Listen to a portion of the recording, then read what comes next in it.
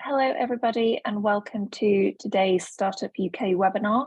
My name is Amy. I'm a Programme Manager at Enterprise Nation. For those of you who are joining an Enterprise Nation webinar for the first time, we are a vibrant community of small businesses and business advisors that exists to shortcut your route to trusted business support. If you have any questions during today's webinar, please post them into the chat and we'll do our best to answer them at the end of the session. Today's webinar is also recorded and we'll send a follow-up email to you with the recording and further resources after. So Startup UK is a programme aimed at supporting entrepreneurs who want to start their own business. As part of the campaign, we host a series of events virtually and in person. There's also an online hub where we have a range of resources such as blogs, webinars, e-learning, downloadable guides and exclusive business offers as well. So to be the first to hear about these new resources and upcoming events, do sign up to Startup UK. We'll drop the link in the chat during today's webinar. So in today's workshop, we'll discover how to create a marketing strategy, how to set marketing goals, develop your marketing message and attract new customers. We'll be joined by two speakers today and there'll be a short break at 11:05 approximately for 10 minutes before our second speaker joins us. So our first speaker is with us today is Anna Morrish. She is the founder of Quibble, which she launched in 2016. And since then, Quibble has grown from a content agency to a holistic, full-service digital marketing agency, offering everything from website design, development, SEO, content strategy to social media strategy and PR. Anna has years of experience and expertise in the content marketing space, and she writes and speaks about it regularly. So in today's talk with Anna, you'll learn how and why you should profile your customers. You'll build an understanding on how to attract your customers and delight them, and you'll discover how to develop your marketing message. So welcome, Anna. Hi everybody, thank you for joining us today. So yes, hopefully you can all see my screen nice and clearly. So I'm going to get to it. Obviously ask plenty of questions, there's time at the end as well for me to answer some of those for you.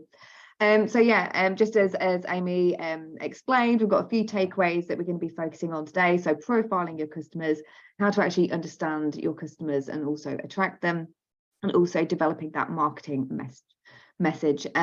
So first off, what is the importance of profiling customers?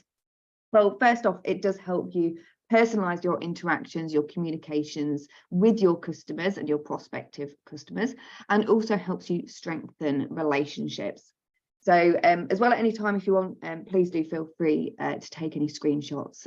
Hopefully you'll be able to use this later, but as I say, yeah, there will be a recording at the end as well.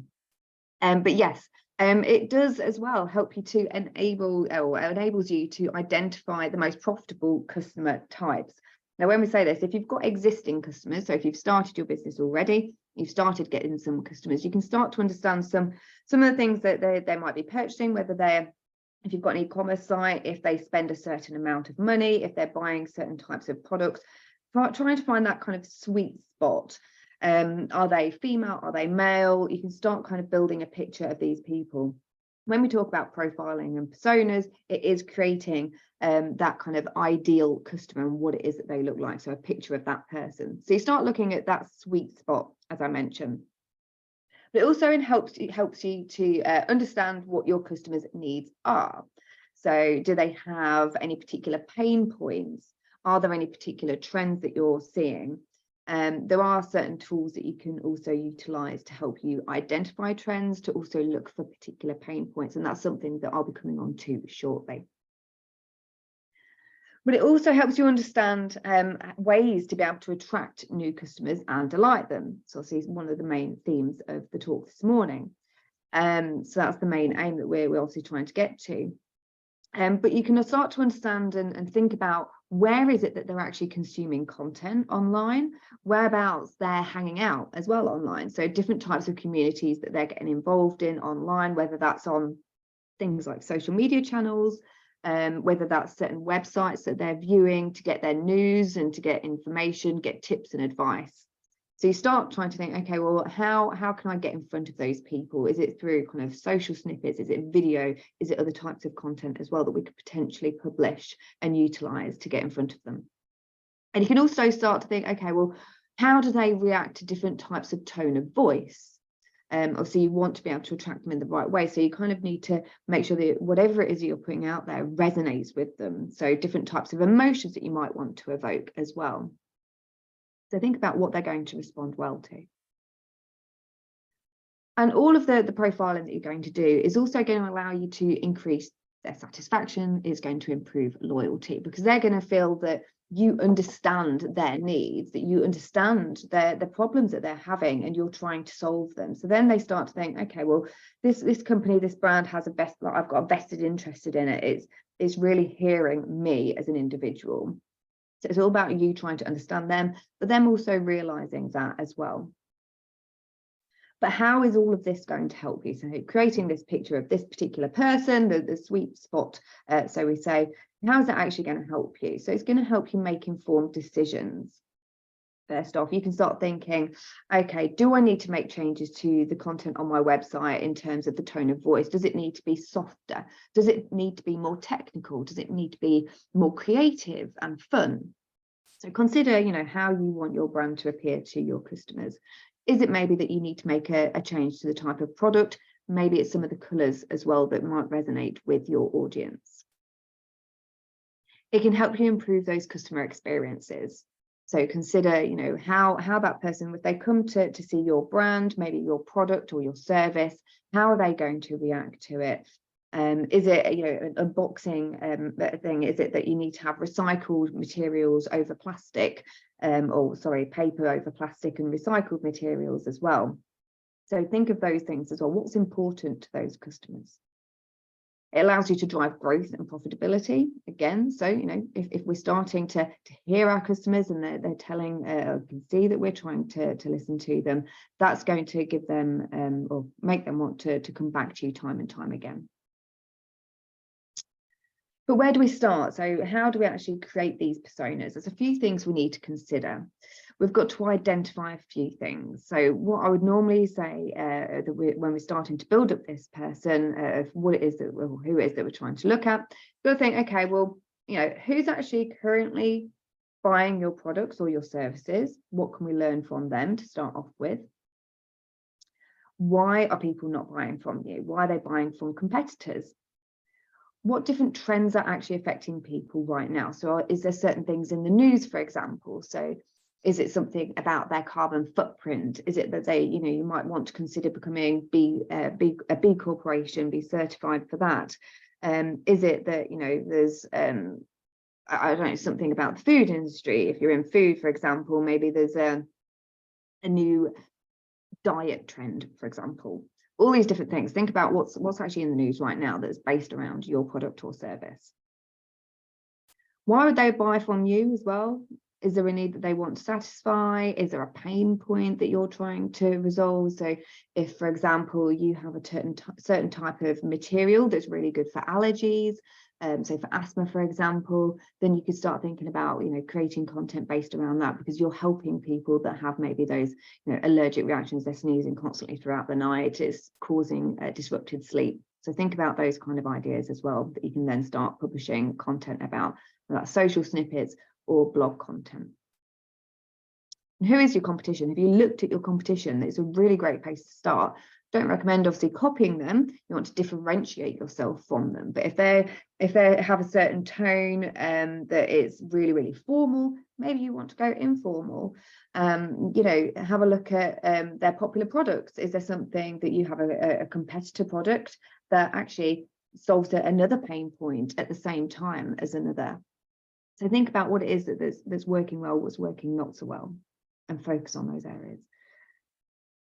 And what's the single most important your benefit that your brand should be seen to be offering? So is it the allergy side of things? Is it that it's your heavily recycling product, that you're in the circular economy, or is there something else that you're offering as well? So think about the benefits and be really clear on those. Think about your USPs, your unique selling points. They are key.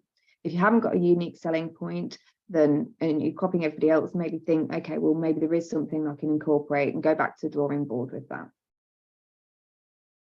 How can you best communicate that benefit as well?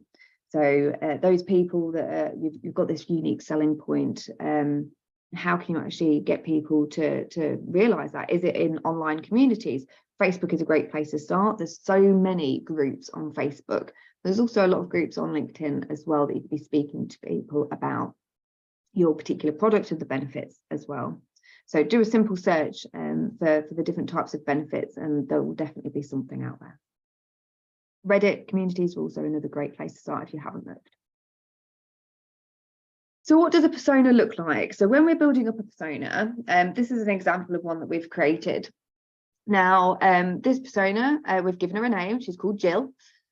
She's a residential buyer. She's a homeowner. So we're starting to think, okay, well, what are her what is this picture of her? Does she have a home? Is she rented? Does she have a house? Does she have a flat, a bungalow? So we can kind of build this picture of, okay, well, what's her disposable income? What are her needs? What are her pain points as well? So here we can see that, yes, she's actually still a part-time worker. So she's still got some income coming in. She's probably looking at retiring though as well. We're looking at where she's getting her information. So whether it's certain websites, certain brands that she's associated with as well. So you've got Good Housekeeping, for example, we've got Country Life, we've got The Times. So there's different newspapers. And again, this is just building up just an idea of who this target person might be. Doesn't have to be perfect. This is a starting point. This is something where you can then build up on. So we usually, when we're building up any kind of persona, we use this as a starting point, and we will come back to this time and time again. And we'll talk to our customers and say, okay, well, now you've had, multiple sales, you started talking to your customers, and you've implemented various different activities that we'll talk about in a moment. What is it that that you're finding? Have they got certain questions that keep arising that we can maybe solve with a certain product or service? Do they have a certain spend? Are we finding that actually they're finding out about competitive products in certain publications? So we can start seeing and building up this picture of what it is that they're doing online, what it is that they find interesting, and how we can then potentially target them. What do they value? And value is an important thing that we'll definitely be touching on again and again and again. So it's your values, your business values, but also what does that customer value? And how can we kind of marry up the two? So then we look as well about how we can achieve her goals. So for this particular client that we created this persona for, they're actually a timber company. They create lots of garden furniture, pub benches and the like. So we're looking at, okay, what does she actually want? What tone of voice should we use as well? Is it going to be, she wants to know all the technicalities of this particular wood and the sizings and everything else? No, actually, it should just be fairly conversational, and it should be friendly. So she wants to just kind of have that chat. It wants to be easy and relaxed. Are there any other brand associations? So B&Q, Homebase, obviously the very common ones. There might also be local brand associations that she would have, which is something we would later look at. And also what are her interests? So we're starting to build up that picture so we can think of later on, if we want to do any ads, for example, we can start building up that picture and targeting Jill and the people like Jill on those particular platforms using their interests. So here we can see that she likes knitting and crafting. Yes, it's very stereotypical of a particular lady of her age. I also like knitting, yeah, there's I say it's a stereotype that we're essentially trying to build here, especially in that initial stage. This is a starting point. So we've got this sweet spot, we've got this starting point. Now, how can we actually attract new customers? How can we attract people like Jill to our brand? So it takes a whole number of activities with regards to marketing and pulling that within a targeted strategy. It needs to be seamless, it needs to be consistent, and you should have the same messaging throughout any kind of activity that you're going to be doing. And that includes social media. It includes email. So any kind of message that you're pushing out there should be the same. What I would also say, as a startup and a small business, you haven't got all the time in the world. So don't think that you need to constantly reinvent the wheel.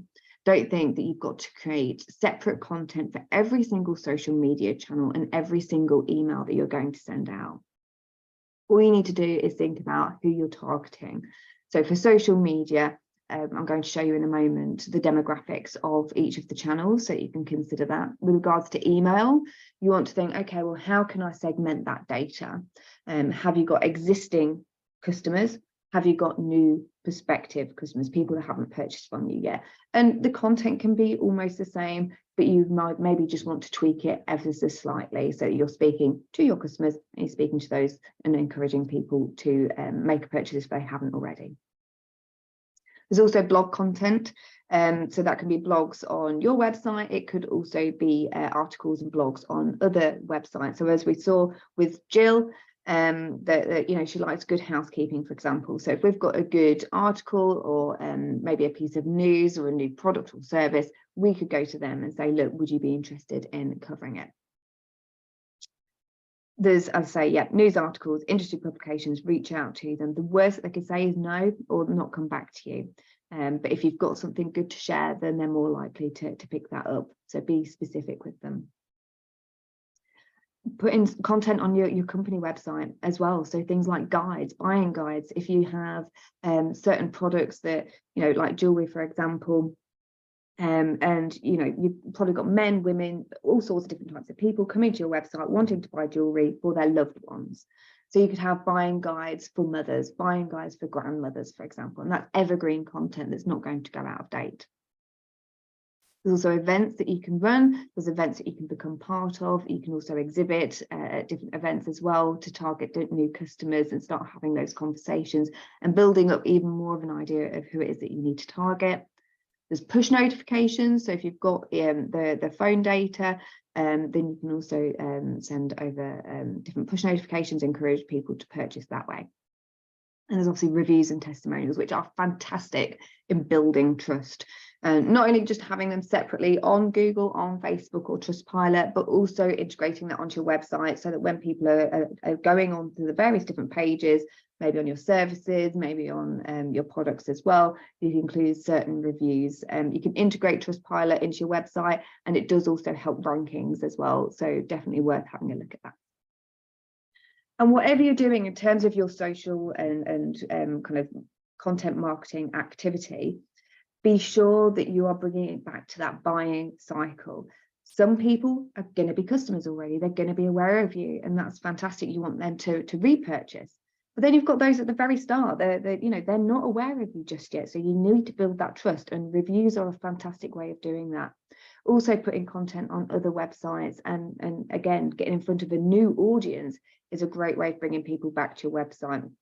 Always where possible, if you are publishing content on other websites, or you know, you're sending out products or you're offering services in a way to get an article on a website, do ensure that you get at least a brand mention. Ideally, you want a link back to your own website.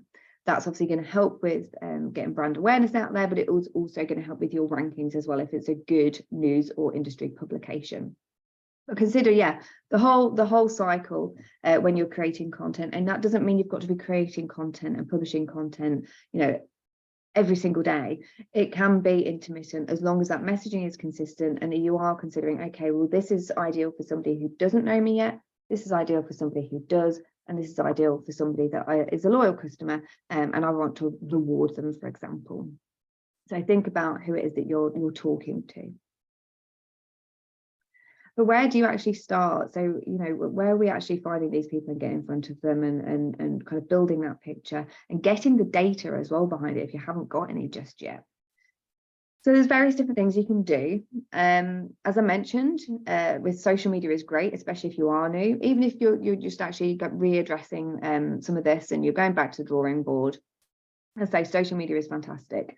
So depending on your products and services, you might want to consider which channels are going to be the most beneficial for you. So here we've got the most popular age demographics of the different social networks. So you've got Instagram, for example, and Facebook that have very similar age range. Obviously, you've got TikTok there and Snapchat, which have a much younger audience. So if it's jewelry, if it's kind of young and hip and you've got that kind of brand and tone of voice, you might want to go obviously towards TikTok and Snapchat. Again, Don't think you need to reinvent the wheel. If you want to target all age ranges, you can obviously target them and reuse that content across all social channels. You do not need to reinvent the wheel, because you can have different people on Facebook seeing your content than you are going to have on TikTok. So you're not necessarily going to be, sharing that same content to that exact same person every single time. Different people are going to see your content at different times. So don't be concerned about, bombarding somebody with the same bit of information.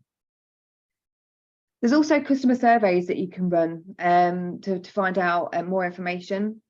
You can do that with existing customers. You can also obviously pay to get it out to a much wider audience. But if you've got that audience already, you can send out an email. You could obviously put out a social media post and say, can you please get involved in our survey? Just want to find out a little bit more information. It's a great way of getting existing customers, but prospective customers to get involved in your brand. They then feel like they have a vested interest in what it is that you're doing, to see if you've taken on their feedback. So there's Google surveys, there's also Google Forms, both free to set up and to run, really useful tools, as well as SurveyMonkey, which is another one that you may have heard of. And I mentioned before about your competitors.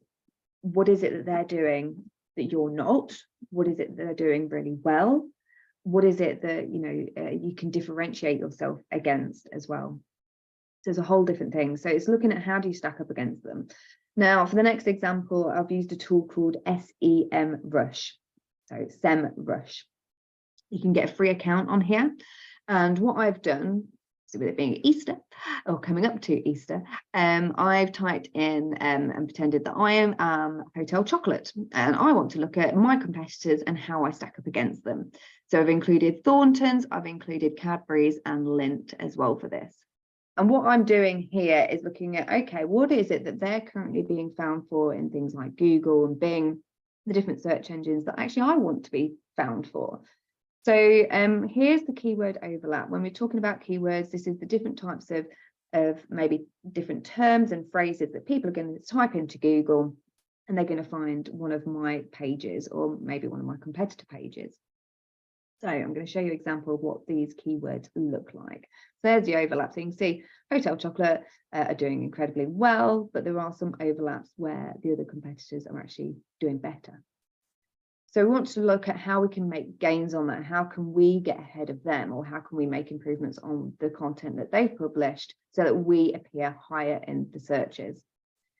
So for this instance, so we've got Hotel Chocolate in the first column in blue. Then you can see the green one, which is highlighted, is Thorntons. Now I've clicked on them so that I can see the searches that they're appearing in the #1 position for in Google.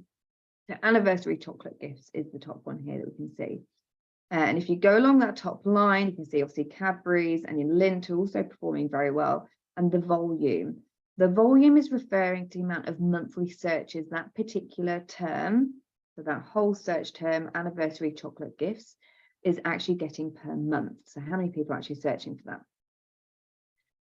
That's actually quite good. It's a long tail keyword. It's also a commercial keyword. So people searching for that are looking to buy. And when I say a commercial term, you can see that in the intent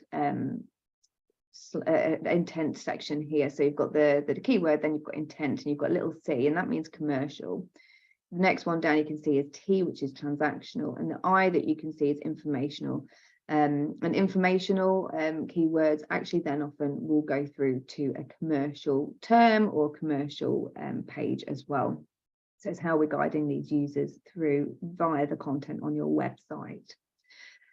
So for any of these, I can obviously have a look at that on Google at anniversary chocolate gifts. I can have a look at that particular page that is being found on Google and look at, okay, well, what can I do on my website to compete with that? Do I want to compete with that particular page?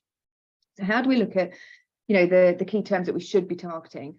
Now, I would suggest looking for long tail keywords. Now, these are question-based or phrase-matched terms.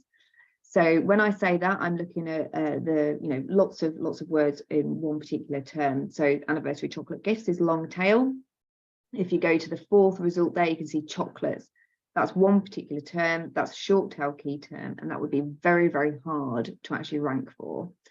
So you can see, yeah, Thorntons are doing really well. It's getting 1,000 searches per month.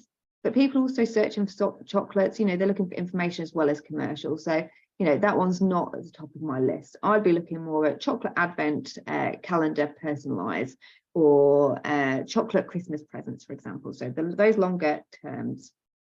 Plus, they have, yes, they have lesser search volume, but they're more targeted and they're commercial terms. So if I can make gains on those, then that's what I want to be doing. Also, the difficulty that is in the next column next to volume actually shows that it would be easier to rank for those terms for chocolate. So you can see the chocolates one in particular is a dark orange. So that one's going to be a lot harder to rank for.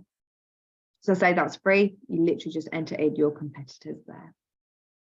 So a good tool for starting to build up an idea of what it is that your customers are searching for. But what are they actually really hungry for? So we know some of the keywords based on the competitors, what people are looking for, and that will change over time. So we recommend having a look at that intermittently, maybe once every 6 months, even once a year. But you can also have a look on Google Trends. Again, another free tool for you to have a look at. You can look at fluctuations then throughout the year. So again, I've looked for chocolate, for example, and I've looked over time. What are the trends and searches for just chocolate? Obviously, for some of these terms, you could enter in a much larger search query or search term. So it could be those chocolate advent calendars, and then you could look at the fluctuations. And when you can see different fluctuations, if you're seeing that there's an increase at a certain time of year, that's when you might want to run a particular campaign, whether that's on social, through email and ads as well. And there's also this particular tool that you can look at as well. Now, when you look at anything on Google, so I've typed in chocolate here, I've scrolled down ever so slightly, there's a section which is what we call rich snippets section here, which people also ask. Now, this is gold. If you can be found in any of these search results, it drives so much traffic. So think about the different types of terms or products, services that you want to rank for in Google so that people can find you within this section. Now, to be able to be found in this section, you need to have answered these questions on your website. To do this, you can answer or have FAQ sections on individual pages. So not just an FAQ page, but put FAQs, facts and questions on individual products and service pages. Then you'll need to add schema markup, and there's various different types of schema markup, but for this particular one, you want to be adding FAQ schema markup. To also find out what it is that people are searching for in relation to your products and services, so obviously what's going to show in this particular area, and obviously to then be able to add content, you can also use a tool called Also Asked. Now, again, I've just typed in chocolate and it's brought up all the different search results that would be found within that section. So I know on a particular page, I can add all of those particular questions. I want to link it through to a blog as well. Obviously, the better quality content is going to be the ones that's found in those results. So make sure the quality of that content is good. You can link from the FAQs within your website as well. So internally linking within your website is highly recommended. What we can also do is have a look on this tool, which is Answer the Public. So again, this is looking at customer or user data. I'm basing it around my particular product that I want to look for, and it gives you a lot of results. This is just a snapshot of one particular result that it found for me. And you can click on any one of these questions. So we've got here about chocolate cookies, when chocolate goes white, so searching for, but you can click on these and it will show you who's currently ranking and what pages as well. And then you can have a look at the type of content that people have put on there to rank for that term. How can you better that content? So think about how you can actually improve on the content that's currently ranking. So once we've got an idea of the content we need to be publishing and creating on our website, we know what people are searching for based on the keywords. You can also think about how do we delight those customers. So we've got customers, we're bringing them in, they're starting to come to our website. We know that we're targeting them correctly and they're able to find us via the content we're publishing that's being found in the Google results. But how do you delight them? So again, it comes back to finding out what they want. You've got existing customers, but what else do they want? So running those surveys time and time again, getting that feedback from them, always asking for reviews is going to be key. Create and publish great content. Be consistent. So we see time and time again that businesses will, they'll go all guns blazing, they'll share loads and loads of social content, they'll share loads and loads of blogs, and then they go quiet. Now at that point, your competitors may also be doing, consistent content, publishing all of that content on social and through their website. If a customer then compares you against them, they're probably going to look at the one and go to the one that's actually being consistent and looks active. So whatever activity you put in place, you create a plan and you create a calendar, make sure it's consistent and it is actually manageable for you.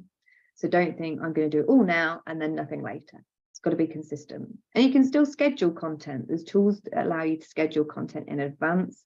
So even if you have got the time now, you can schedule it, next month, the month after, as long as it's evergreen. It's still going to be valuable, next month as it would be this month. Make sure you've got a strong brand that people want to be part of as well. So think about the different values that you're going to be portraying.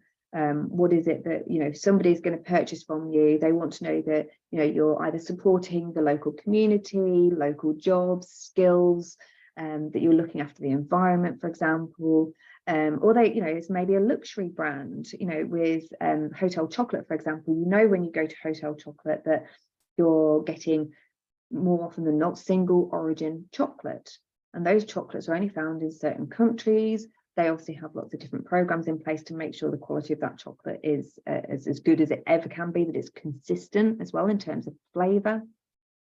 There's a whole host of different things. Obviously they are kind of seen as an industry standard. People will go to them for information about chocolate. They know it's luxury as well. So think about the values that you're going to be having, the tone of voice as well. Start thinking that people will want to become part of that community. Use social media and PR. So social media is fantastic, but it's not the be all and end all. It is just one tool to have on your belt. PR is a fantastic way of getting in front of a completely new audience. You're not then thinking with social media, you've got to almost wait for people to come to you. With PR, you're getting out there to the other audience, the other people that are potentially your customers. And I say you can do that through creating press releases about news, new products, new services. It could be just that you're supporting a local charity, for example, or you've done, I don't know, a charity run, for example. In most cases, you are your brand, so you're going to be the front face, and make sure it's not a faceless brand or a faceless corporation. People buy into people no matter who you are or the products that you are selling. Ask for those feedbacks and the reviews as well. Get those testimonials. Make sure that your customers feel listened to, whether that's for good reasons or bad reasons or whatever experience they've had. You need to hear the good and the bad. I once had someone come to me and say they didn't want to be on Twitter, for example, because they didn't want to hear about any bad news. They didn't want to hear anything bad in regards to their reputation and their brand online. One made me question, well, why would people be talking anything bad about you? But two, if you're not on that channel, you're not then able to respond to bad reviews. So people, again, don't feel listened to. They're not likely to then think, oh, actually, no, they've resolved my issue. I want to go back and be part of that brand. I want to get involved again. No, they've heard me. So you want to have the ability to go back to people. So always respond to any good feedback and any bad feedback as well. And provide excellent customer service. So, keeping people up to date, even if, for example, you've got a product that it's delayed for whatever reason, let people know as soon as possible. Do not wait until they have to contact you. But also, with regards to creating that excellent customer service, provide loyalty. Have different loyalty programs, whether that's, you buy so many coffees, for example, like Costa, and you get the 10th free, for example. Loyal customers are going to be the people that are going to champion your brand. They're going to spread the word about you and what it is that you're doing. So making sure that you're delighting them by rewarding them is a great thing. And have that sales funnel that's going to nurture and delight customers. So always thinking about that buying cycle, because yeah, if you've got customers, you want to know, okay, well, what's their experience been and how can you get them to repurchase from you?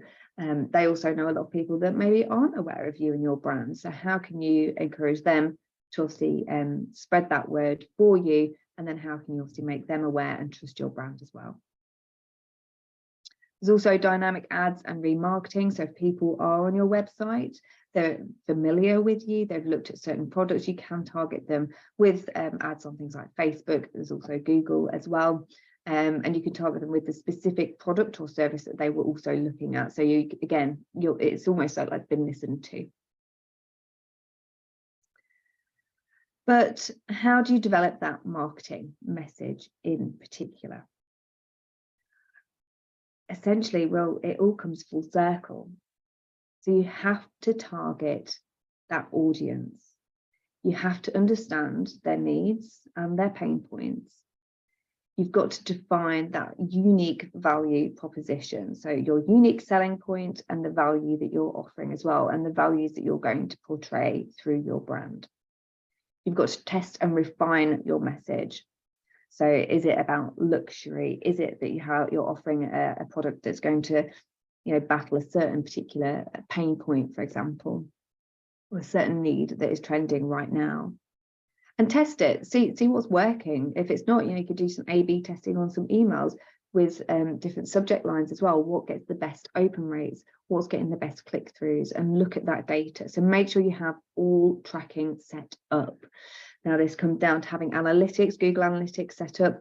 Google Analytics is actually coming to an end very soon. So what I would recommend is, if you haven't already, get GA4 set up, Google Analytics 4.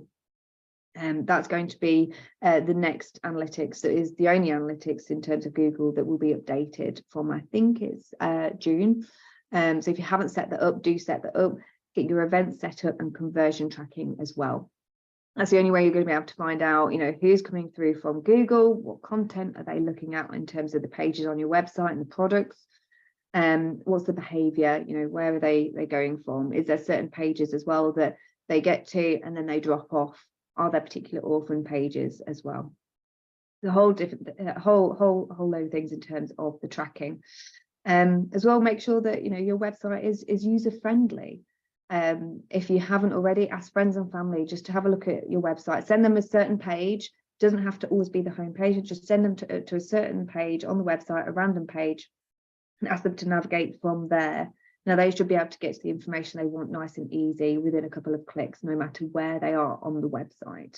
So it's important to always realise that people aren't just going to navigate from the home page. They might land on a product page. It might not be the product page that they actually want to look at. They might want to have a look at something else. They might also want to have a look at your About Us page. What is it about this company that I like? Do I trust it?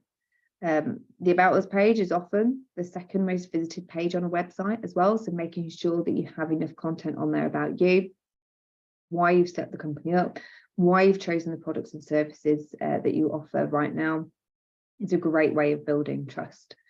And yeah, that's pretty much it. So yeah, I don't know if I've finished in good time. I tried to get through quite a lot of it. I know that there's so much information on this, but I want to make sure that I've also got plenty of time for questions as well. No, that's perfect. Thank you, Anna. We've had a few questions come in. One is about the growth and profitability.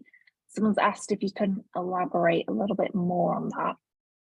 Growth and profitability in terms of attracting customers, or how to actually grow with new customers. So it's a difficult one without being more specific. If you want to grow and get more profitable, you need to know who it is that you are targeting, who's your sweet spot.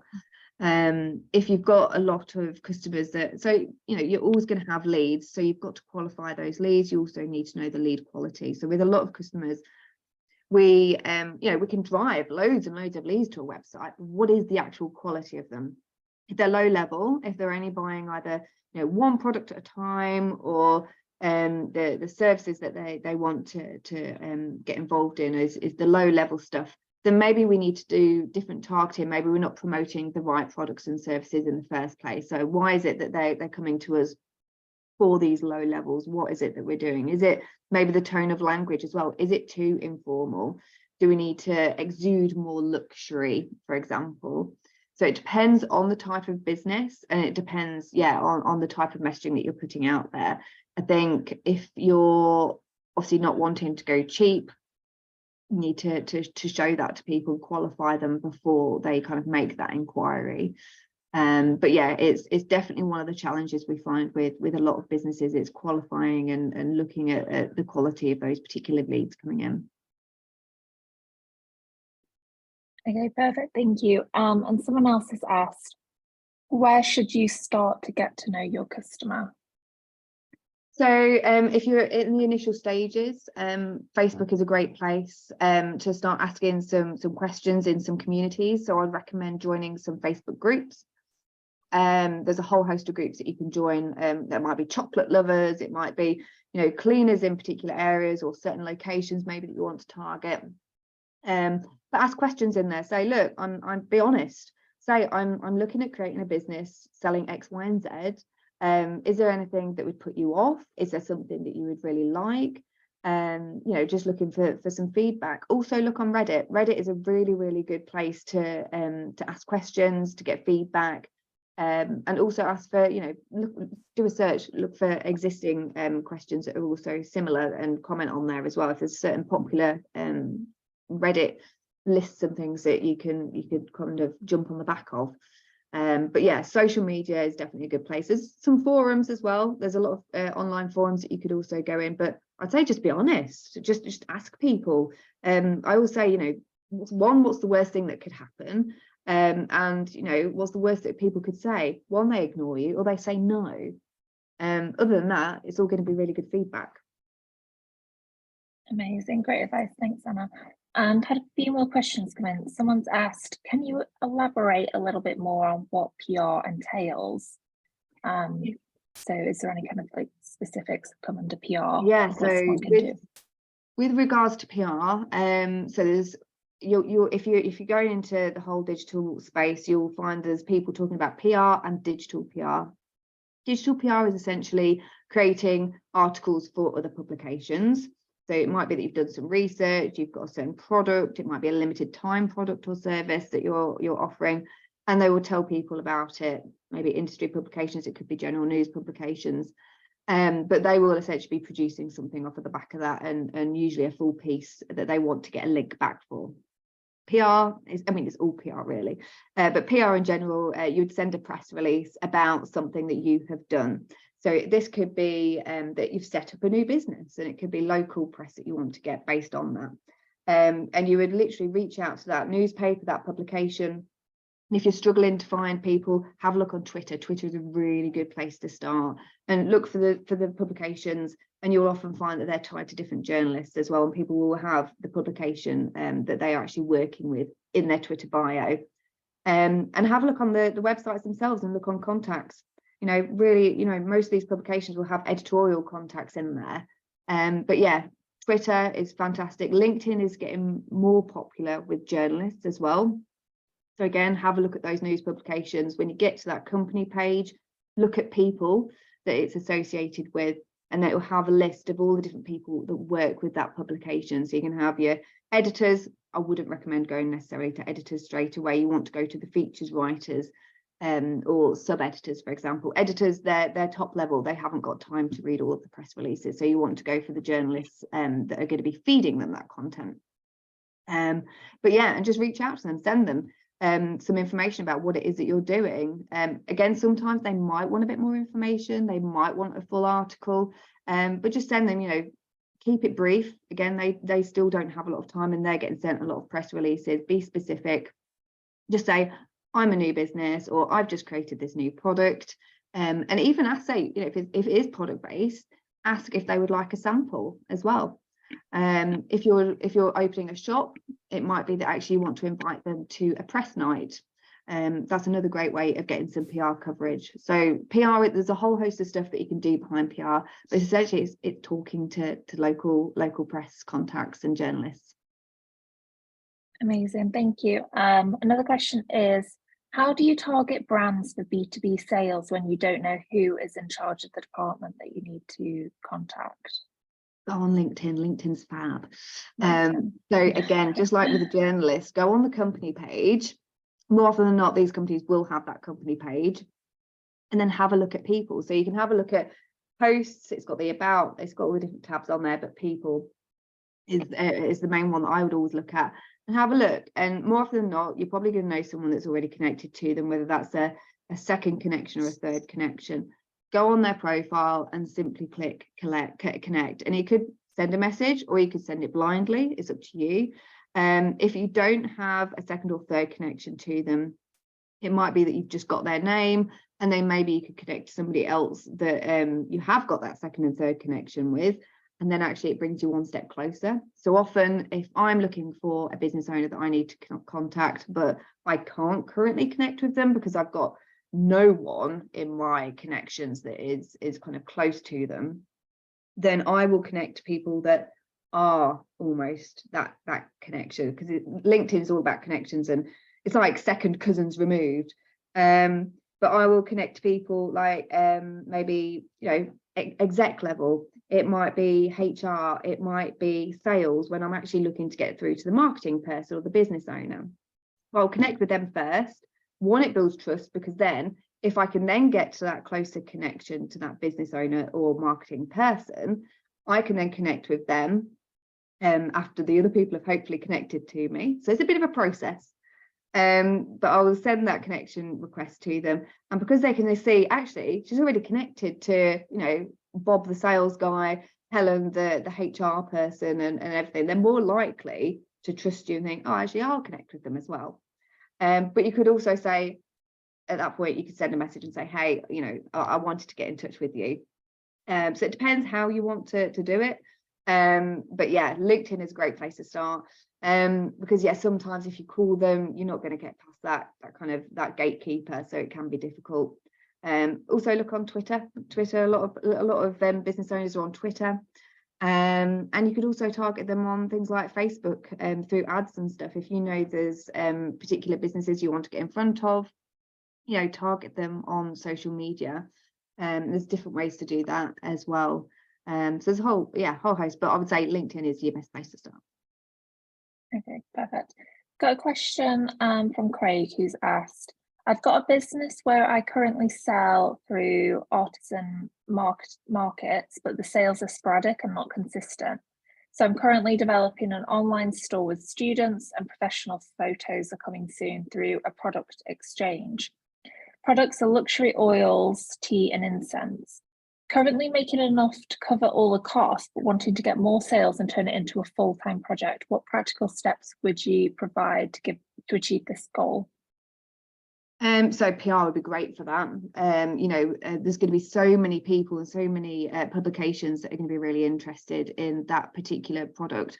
I'd also have a look at influencer marketing actually in that instance as well. It's a great product to, you know, have a look on things like Instagram, have a look on TikTok, people that are producing good content, that you could send these products out, maybe send some samples out to and get them to review your product. Some instances you're going to get some that want charging or want paying for kind of sharing any details of your products. Again, that's for you to then think, okay, well, does it warrant, you know, what they're asking for? But what I would recommend when you're doing any influencer marketing, you know, don't go for your big massive influencers that have got hundreds and thousands and millions of followers. You want to go for more of the micro influencers, because they're targeted.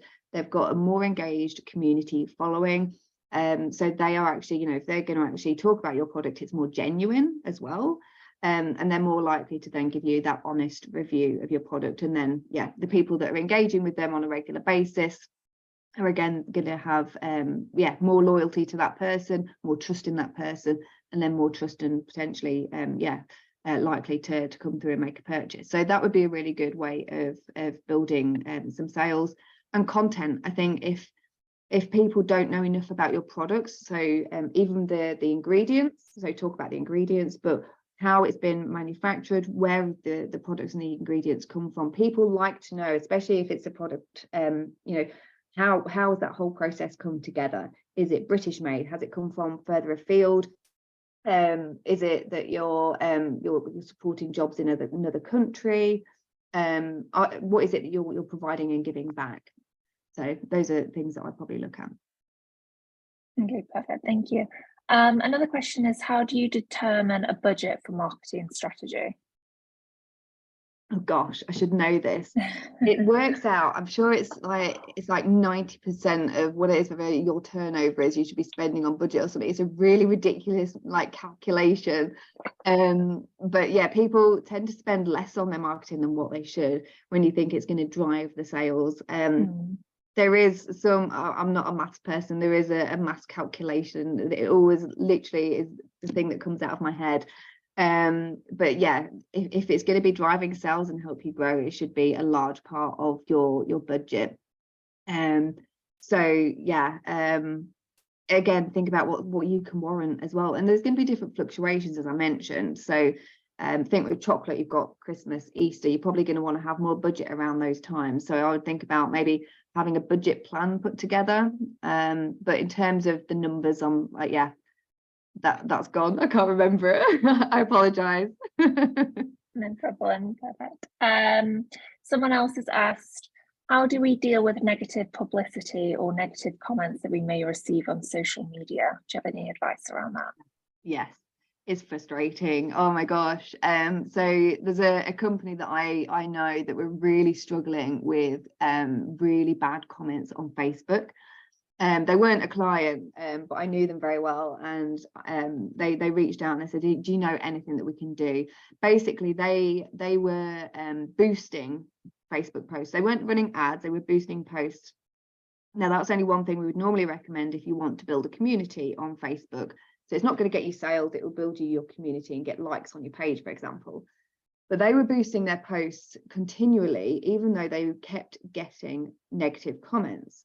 So obviously they were getting more and more and more, because Facebook was seeing people were engaging with that content and wanted to share that content with those people because they kept engaging.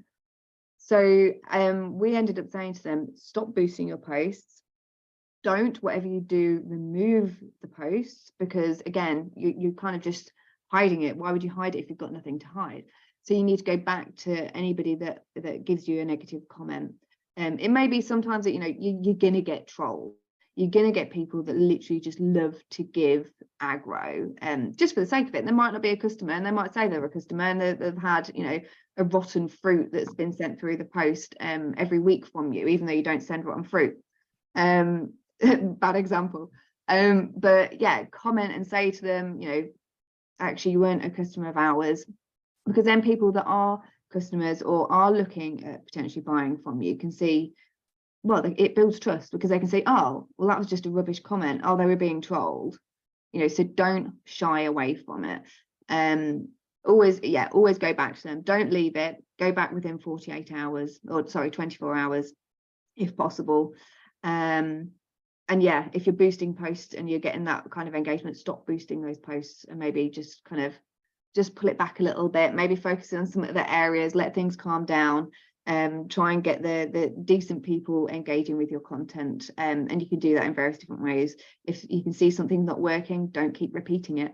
So yeah, that would be my recommendation there, but always go back to people. Thank you.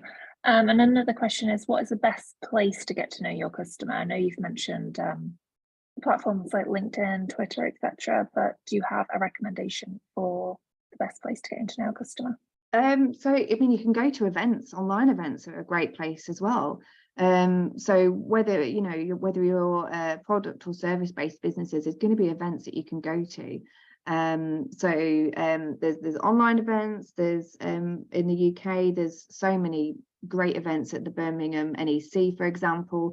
There's also loads in London and exhibitions. You know, if you certain products, there's also country fairs, there's food fairs. You know, give samples out, ask people for feedback there and then, have conversations with these people. But yeah, just do it that, you know, in a way that's going to be manageable for you. You could also go out on the streets if you've got a product, if you want to do some kind of local scouting, and ask friends and family, you know, are they your potential customers really? If you was to profile them, think about that and ask them to give honest feedback. Brutally, you know, being brutally honest and having honest feedback is critical. So you don't want people that are just going to be nice to you. But yeah, and go to, I say, yeah, there's business events, and you can take samples to there as well and ask people for honest feedback. So yeah, I think doing that is another great way, as well as your social media, as well as doing the surveys. It depends what's going on in your area, what time you've got available to you as well. Yeah, definitely. That's great. So I've got another question, which I think I understand. So they've asked, how do you profile clients so that your website is coherent, or when you are offering several different services that attract their own different sets of clients? Yeah, it's difficult. It's a difficult one. So you need to be targeting, you've got to target them with different pages, basically. So if you're promoting certain content, you want to make sure you're internally linking to the correct places. They will find their way eventually. It is something, so we you know, we've worked with people that have B2C and B2B sides of the business. Obviously you don't necessarily want your B2C clients going on the B2B area of the site. So it's just making sure that it's clear, you know, how you're actually guiding them through from your maybe social media, from a press release or an article on the site, where you're then guiding them to. Is it the homepage? Are you guiding them through to another piece of content on your website that you're then going to guide them somewhere else? So always think about the next step. There should never be a page on your website where they stop. That's it. There's nowhere else to go. And don't think, oh, well, there's the menu, because people often won't look there. You've got to tell them where to go and what to do. So, you know, if you are looking at a certain product or service and you want to show them another one that's going to be relevant, it's making sure that you're including maybe details of maybe their job role. It could be a sector, if it's sector specific. Or as I say, yeah, it's going to be sharing it in certain different types of groups as well. So if you're in different groups on Facebook, for example, or LinkedIn, making sure that you're going to be sending them to the right area of the website. And if they have found themselves in the wrong place, maybe have a button on there saying, oops, you're in the wrong place, you want to be going over to this section. And then you'll have a whole section that's going to be more relevant for them. So it's thinking about how you're going to group stuff together and guide them. Okay, great. Another question is, how can I find high quality leads? Oh, how do you find high quality leads? That's the key, isn't it? That's what everyone wants to know. It's going to be through targeting on your socials. It's going to be targeting through any kind of paid ads that you're doing, and it's targeting the right keywords. You know, if you're thinking, I've got a high level quality chocolate product, I don't want to then rank in Google for cheap chocolate, for example. That's not a term that I would want to rank for. If I'm ranking for that, then I'm doing something wrong, and I should be taking that content off of my website. It should be high-end quality chocolate. Running with the hotel chocolate theme, but luxury chocolate gifts, for example, is using all of those kind of terms to make sure you're getting the quality leads that you want. Also, you've got to think about, how do you actually convert them? They're on the website. How do you actually make sure that they can contact you? Have plenty of contact forms. It might be quote forms. It could be, you know, making sure you've got that email or you've got a phone number. We'd find there's a lot of businesses, for some reason, they'll shy away from having a phone number or an email on the website. So yeah, make sure you've got that, because people will want to contact you in different ways.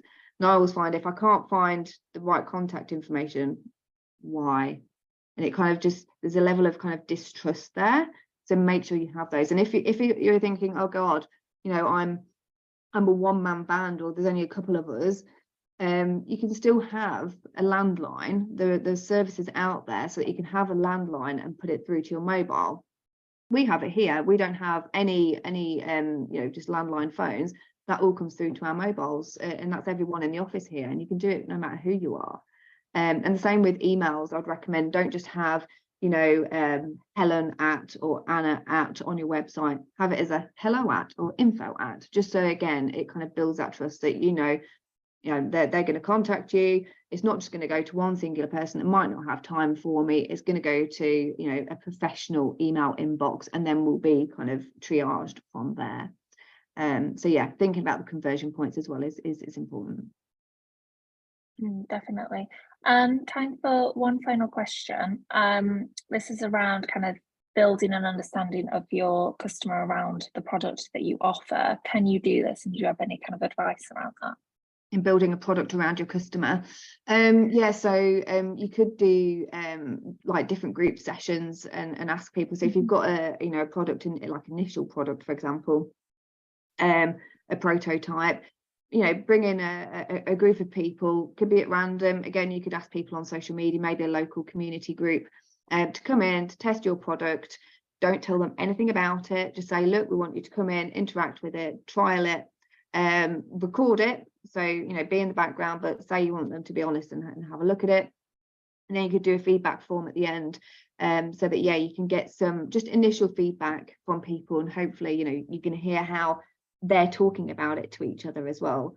So yeah, doing groups like that is another great way to kind of start developing that product. And it can be cheap and easy. You could say, you know, we'll give you a £10 Amazon gift voucher or something. But if you're a local business and you're asking local people, usually they're more than happy to help, because they want to support local businesses and jobs and skills. I say, what's the worst they can say? No. So yeah, and the best outcome is them actually helping you, and more likely, you know, people do want to help. Perfect. Thank you so much, Anna. That was yeah, extremely useful and amazing information. So for everyone who's joining us live, we will now go to a short break, and we'll be back at 11:15, where we will be joined by our second speaker. Thanks again, Anna. Fantastic. Thank you, everybody. Thank you.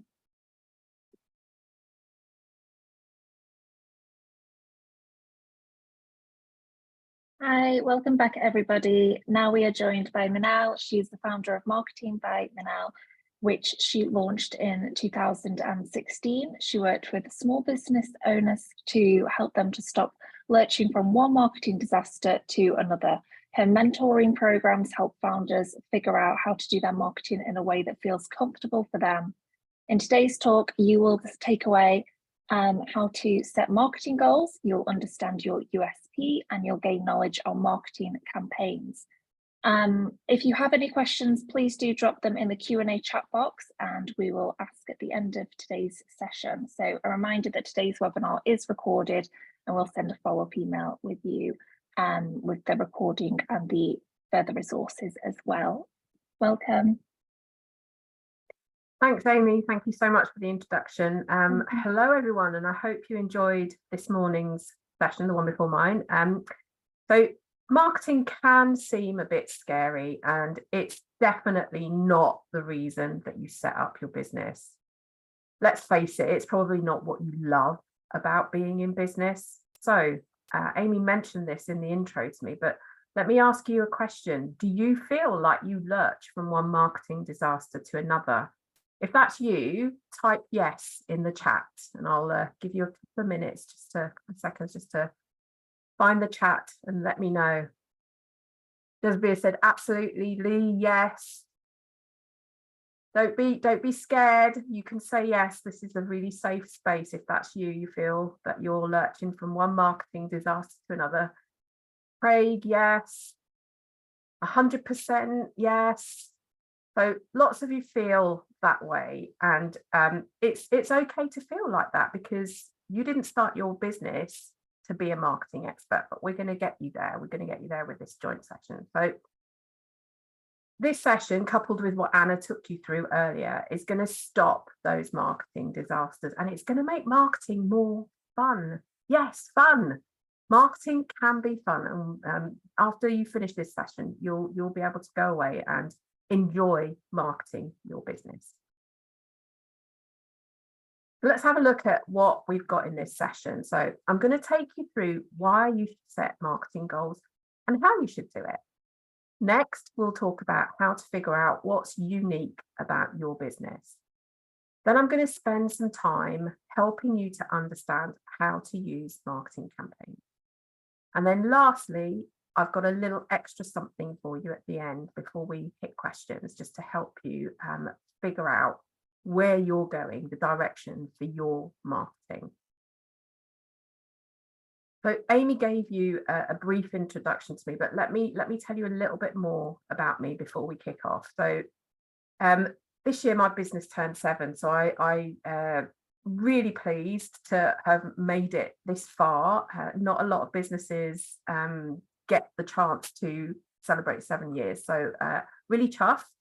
Had a little celebration that day, not too big because it was a Monday.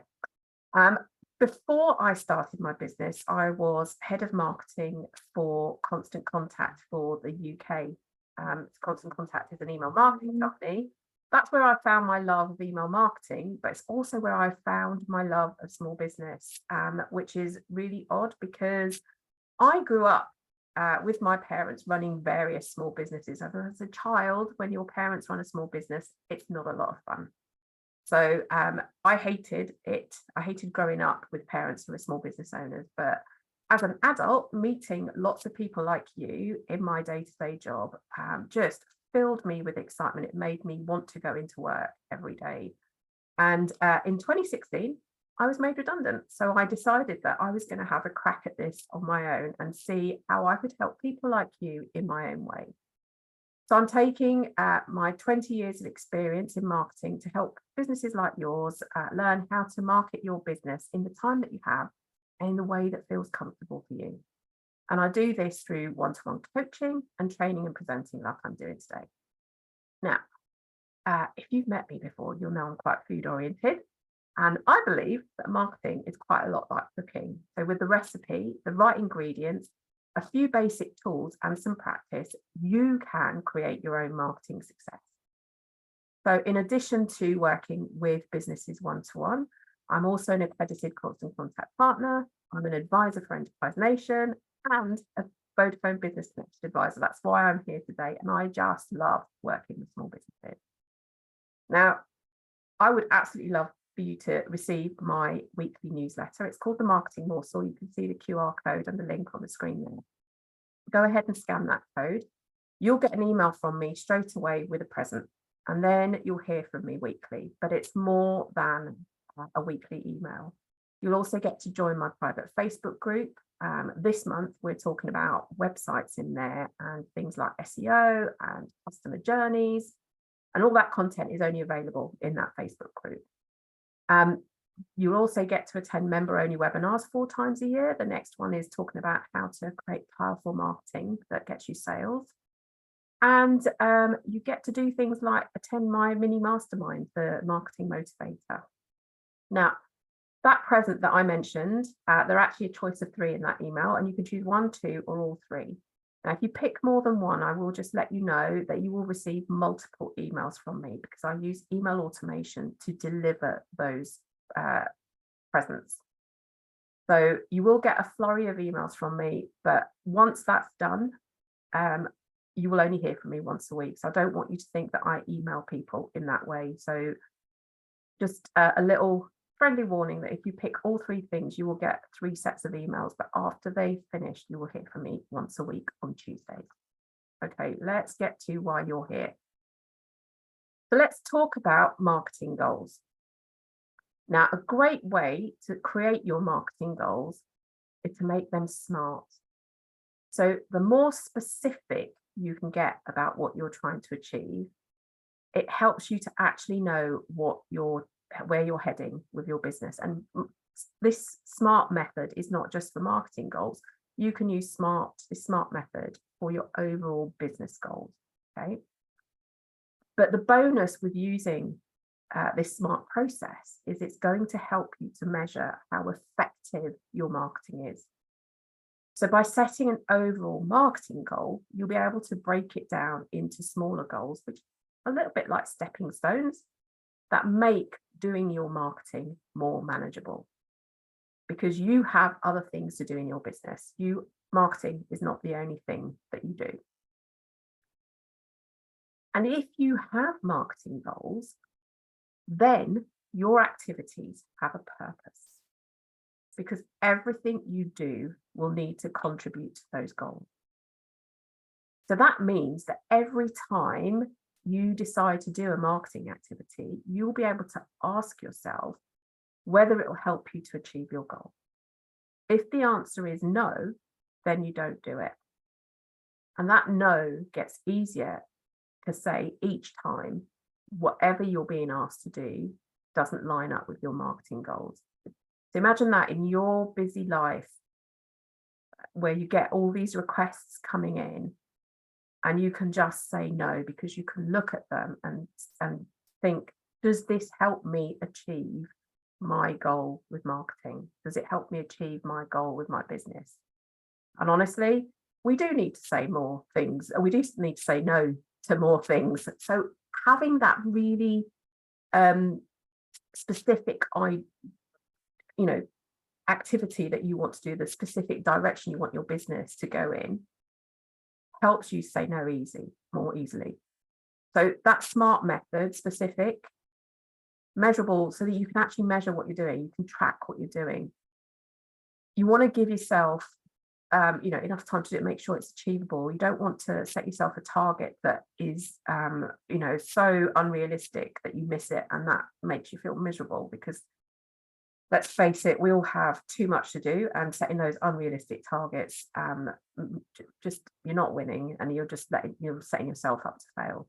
It needs to be relevant to your business, and you need to give yourself a target, a date by which you want to achieve it. So statements like, I want more sales, or I want more customers, are not specific enough. So let's look at an example of a business whose goal is to get more likes on their Facebook page. So their SMART goal might be, I will increase the number of likes on my Facebook page by 20% within the next 6 months. So specific, by 20% within the next 6 months, time bound.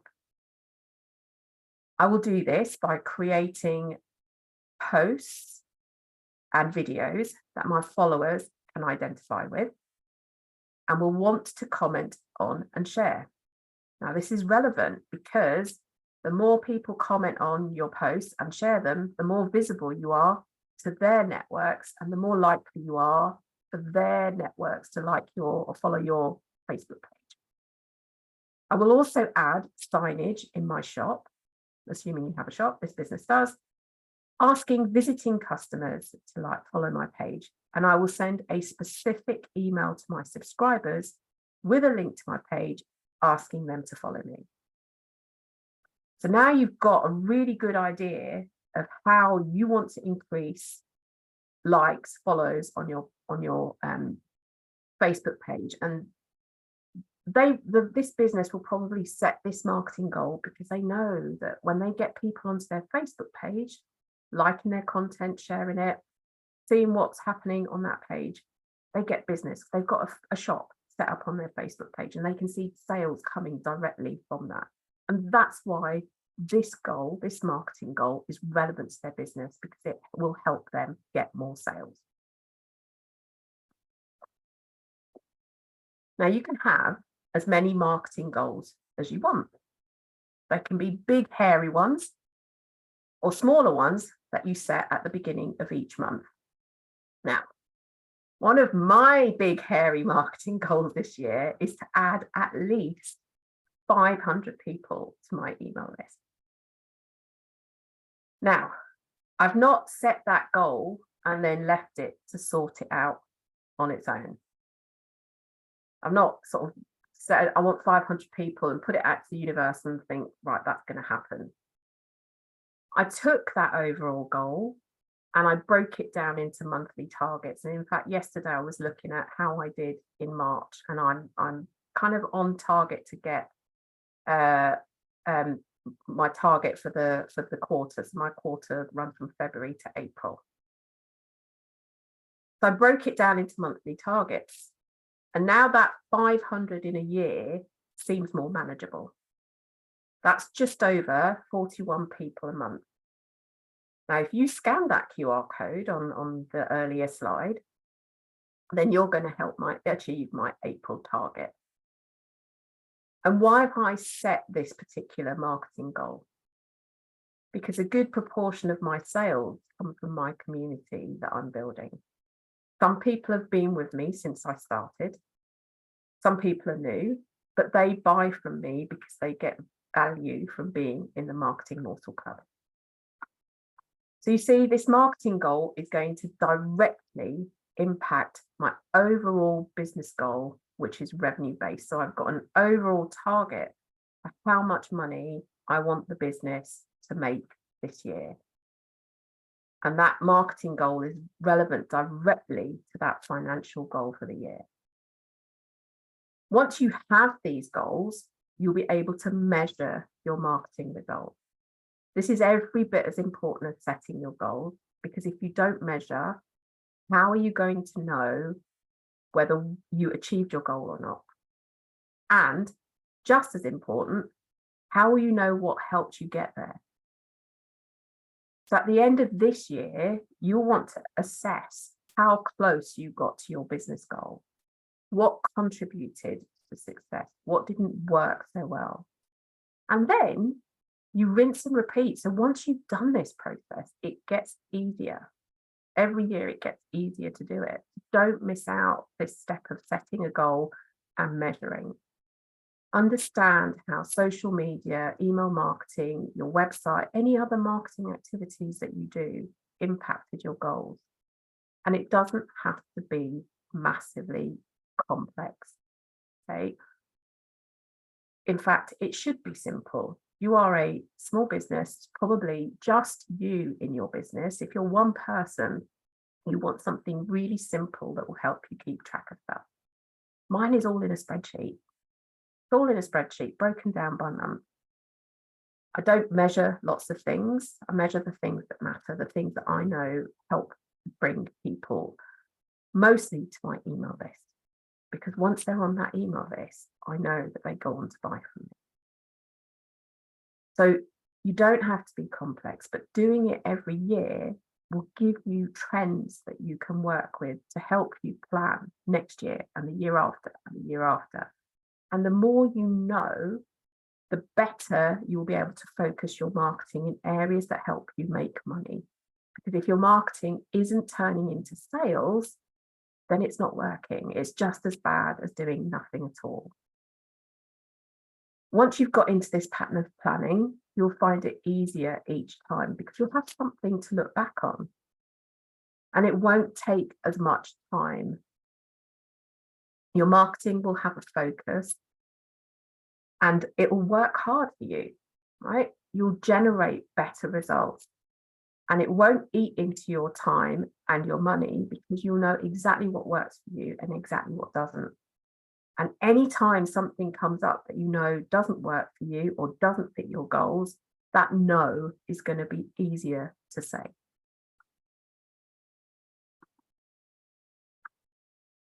Okay, so let's look at what makes you different from your competitors. It's known as your USP, your unique selling point. It's understanding this will help you understand why people should buy from you instead of your competitors. Do you know your USP? If you do, type yes into the chat box. Give you a couple of seconds. I'm going to have a drink.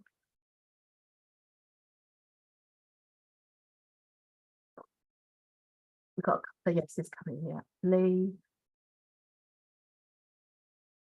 Who have we got? Yeah. So there are a few of you that are saying yes. And if you don't at the minute, that's fine. You might already have an idea, but a great way to find out is to ask your existing customers. They are going to be able to tell you exactly why they're your customer, and that information is gold dust. So you don't have to spend lots of time thinking, what is it that makes me different? Why do people buy from me? But you've got customers, you can ask them. You can use this information to help your prospective customers, the ones that you want to buy from you. You can help them understand why they should do that by crafting your marketing messages. So what can you do to find this information? Now, you've probably got a few loyal customers, the ones that come back time after time. Talk to them. Let them help you understand what it is about your business that they love. If they're coming back again and again, there is a reason for that. They love you, and you need to find out what that is. So you can call them or email them and ask them a few open questions. Now, open questions are the ones that start with who, what, why, where, how. When you use those words, when you start your questions with those words, your open questions, you give people room to tell you things without resorting to yes or no answers. So that means that they're really telling you how they feel about businesses. And quite a lot of the time when we buy from businesses, we're doing that through some kind of emotion that we feel, some kind of, I guess a feeling that we get when we buy from them. I know that every time I am able to buy from a small business, I feel good in myself because I know that I'm actually making a material impact to that business owner, that money's not going to shareholders or other big bits of business. And especially when I buy from my local high street, that money is going back into our local economy. So that makes me feel good. And that's why I choose to buy from small businesses. And there are ones that I pick that I know and love. So asking those open questions, you can do that by email or by phone. If you're talking to them, remember to write notes. If you're anything like me, you'll forget as soon as you get off the phone. So have a pen and pad with you, write some notes, you understand, you remember what they've said. And when you've spoken to a few customers, maybe 3, 4, 5, look back on what they said. What patterns can you find about what they said, about why they chose you? These are the things that make you, in their eyes, different from your competitors. And if it's important to them, it's important to other people like them. And remember, we typically tend to hang out with other people like us. So I was talking to one of my clients yesterday.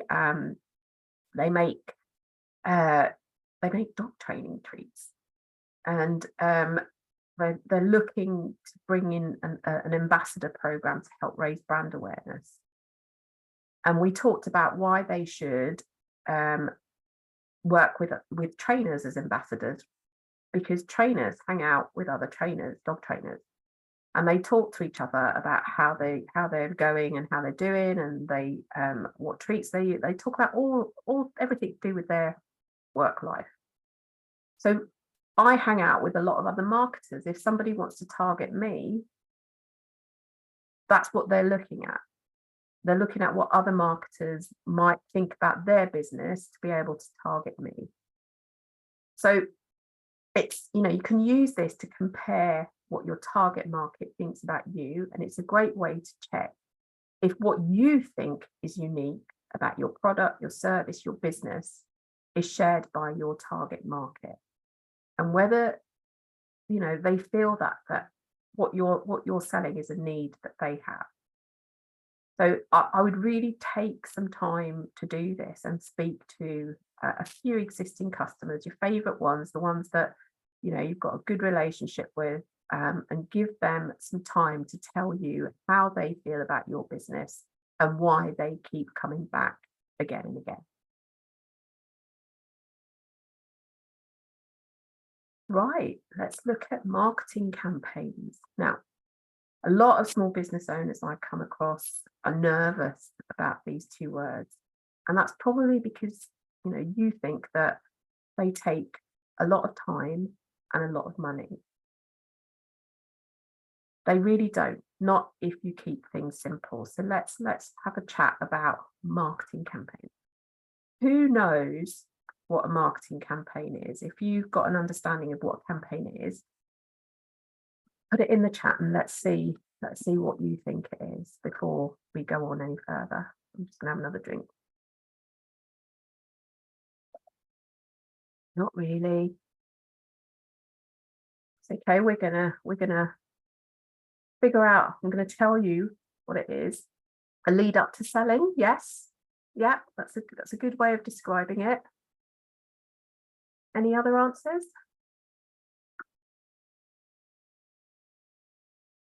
Putting your product in front of your customers, it can be a sales promotion, it could be, yeah, but these are all things that form part of a campaign. But let's have a look at what a campaign really is and why you shouldn't be afraid of working in campaigns. And as I've said, they don't have to be expensive and they don't have to be elaborate. Simple is just fine. And to run a campaign, you push out content, like maybe an offer or a download, or maybe an event like the one you're here today at, and you pull a response, a physical, measurable response. You get people to react. You get them to redeem that offer. You get them to download your guide. You get them to register for an event. And you can use lots of different ways to build your marketing campaign. You can use email marketing, as in this example. You can use social media. You can add information to your website, you can write blog posts, lots of things. And in fact, you should do it this way. You should use this method. You should use lots of different marketing tools to create your campaign. And it's what's known as a multi-channel approach. Now, how do I do it? Well, last year I launched an email marketing planner, and it's a planner to help people who've never done email marketing get started and get them up to the point where they want to do more advanced things, and it takes them through that. Now, the first thing I did was I built excitement for it before it launched. I posted on social media and I sent emails to my list. I asked people to join a waiting list, and I did this by sharing videos, doing sneak peeks and all of that kind of stuff. Then when it was ready, I launched the planner to my waiting list, giving them the opportunity to buy it before anyone else. And then I started talking about it more widely. So again, I posted on social media, I created a page on my website, I told my email list about it, I've talked about it at various events. And I used a variety of tools to help me spread the word. Now, if you think that sounds simple, type yes in the chat. Have we changed your mind about marketing campaigns? Does that sound simple to you to put together? Well, people are still stumped. Okay. No, it sounds a bit complicated. Okay. Well, you're still overwhelmed. All right, we're gonna solve that overwhelm in the next couple of slides. So, 7, big Strictly fan here. Does anyone know the significance of the number 7 when it comes to marketing? It's not all just about Strictly. No responses. No one knows. Okay, so in marketing, there is a rule called the rule of 7. And there we go. Just had an answer. I should have waited. Nancy. Great. So 7, the rule of 7 is that it states that your target customers need to be exposed to your marketing messages 7 times before they act, before they put their hands in their pockets and buy something. So how do you make sure that you hit that magic number? You do that by using marketing campaigns. Running a campaign for a sustained period of time means that your messages are seen by your audiences in the places that they hang out. So don't think that talking about something once or twice is going to get sales. If that happens, you're really lucky. And you know that celebrate those wins, really celebrate those wins. But a marketing campaign that's run over a sustained period of time, let's say 3 weeks, is going to help you to get in front of people and get your message seen more consistently. So let's look at a small business example. This is Sam. She has a gift shop. She has a physical presence. but she also sells online, and she wants to increase her online sales in 2023. The first thing that Sam's going to do is set a marketing goal. So let's say it's this. I want to increase online sales by 15% by the end of 2023. I'll do this by raising awareness of my online store with customers who come into the shop, creating posts for my followers on social media, remind my email list of the store, update my listings and reviews. I'll create content and I'll use a small amount of paid ads. All this activity will be done to drive traffic to my online shop. So Sam's got her goal, and now she can work out a campaign. Remember that the 15% increase in sales may not happen from the first campaign, but this is going to get her started. And the first thing that she's going to do is run a sale. She's got lots of old stock that she wants to sell before listing newer products. And it'll also help her generate awareness of her online store. And she decided that the sale will run for 3 weeks. So what does she do to get ready for that sale? Number one, she's going to make sure that the website is in tip-top condition, right? She'll have a splash on her homepage, which will take people directly to all the sale items. She'll have sorted out the sale prices for all the stock that she wants to include. And this needs to be ready before she starts her campaign, but she'll only want it to be public on that first day. She's going to tell people who come into the shop, her customers that come into the shop, they can only access the sale online. So she's going to create some signage, telling them that it's come in and build excitement. And she's also going to have some cards made that she'll put into people's bags when they've bought something. Then she's going to get her social media posts ready. So she'll create a couple of posts telling her followers that the sale is coming, and then a few to spotlight some sales items throughout the 3 weeks. And then a post or two reminding people that the sale's coming to an end. She's always told her email list that they'll hear about her offers first. So she's going to create an email that tells them the start date of the sale. She might even put a link in that to a hidden sales page that gives them early access. Just like with the social media post, there's going to be a couple of emails to ensure that people remember that the sale is happening and one to tell them when it's coming to an end. Next, as she gets found on Google a lot, she's going to post a couple of updates to her Google business page. One sharing the online sale is coming, one to announce it, and the third one to say there's only a day left. And then she'll want to highlight some of the stock that will be on the sale, in the sale. So she's going to write a short blog post to build excitement. And then she's got a little bit of money that she can spend on ads, and she's going to use this wisely. So Sam knows that when she sends out a newsletter, there's a spike to her website. So she's going to use a little bit of budget to run some ads on Facebook and Instagram to add subscribers to her email list. Remember, she's going to tell them about the sale first, so she'll incentivize people to join her list.